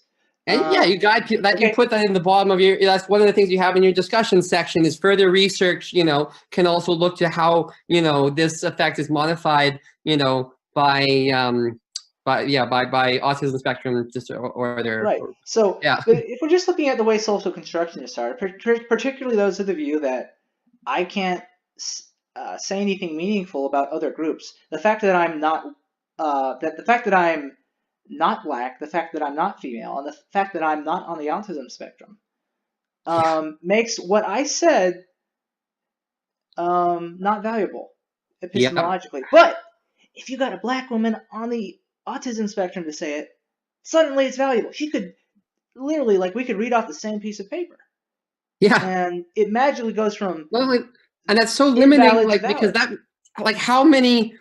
Right, if we wanted to get the amputee, lesbian, black, autistic person, experience. The only way to get that is to find the one person, out there who has all of those things. You can't reach that through any other way. Yeah. And then like sometimes information bubbles up anonymously, right? Yeah. And like you could even set up a network, let's say in the scientific system, where you can put that into the scientific engine and get a result, but you can't have anonymous informants like you can scientists with social constructionism and get anything good out of it. Like and if the information can't be good on its own, I think that ultimately speaks to the flaw of the epistemology. Like if I can't take 2 plus 2 and get 4 in America and Arabia and China, something's wrong with the language of mathematics. It was set up poorly. That's what that means. You made a bad code for quantifying things. It should be 4 every single time. And I think that's what it's saying here. It's just with social constructionism is we have to be able to run information multiple times from multiple sources and get consistent results to be at least somewhat certain that what we're saying is a fact. And right, because it's the facts that are important, not actually the person's identity. You alluded to Newton in one of your podcasts, how how he calculus emerged, even while Newton was trying to figure out alchemy and stuff, but but the facts of calculus don't lie, right? So it doesn't matter that he was looking at that. Same with Bayesian statistics. Thomas Bayes was trying to, he was actually trying to prove that miracles statistically happen, and he came up with and they didn't. He wasn't able to prove that, but he was able to create Bayesian statistics posthumously. Actually, people saw his notes and were like, "This is amazing!" But yeah, he wanted to prove Hume wrong. Actually, is the funny story there. He was because Hume was an atheist, and this guy was a devout Catholic. But because he used a scientific method, you can't really argue with his results. It's great. Yeah, that's true. So I think we're reaching the end of our time here. So I guess I'll let you have some final thoughts before we close out. Right. Well, then I guess my overall point here is that social constructionists fight for a lot of the same causes that I try to that I try to fight for in my life, but they do it so poorly that that I think actually often they're counterproductive, I suppose. Thinking about some of our earlier parts in this conversation, and if I could just kind of tie it in, I guess ultimately to your conversation that you had in episode 2 of this podcast, I don't think that it's actually compatible with I think it's going to be very, very difficult to ever reach a global democratic state. But if we can't agree that people's voices are valuable regardless of their social categories, then I don't see how that's compatible with with democracy. If democracy is only an extension of tribalism, based on your social categories. And so that would be, I guess, my thing that sort of kind of ties in what I see as tying in the concepts that we've discussed today. Okay, well, you know what? I think that's all very sound, very well expressed, enthusiastically expressed, and at the very least, I'm glad we had this opportunity today to get our own Eric into the our Intellectual Dark Web sub community. So thanks for helping us break the ice on that one, Eric. Thank you so much, man. This was truly a great pleasure, and I love what you're doing with this podcast. I think it's just fantastic, and I think that eventually you're going to have some of the big names and stuff on here because because that's the direction that this is heading in, and you deserve that. So yeah, keep up the great work, and good things are to come, I think. All right. Well, thank you. It was a great talk, and I'll catch you in the sub. Okay. Yeah, catch you in the sub. All right. Talk to you later. Bye.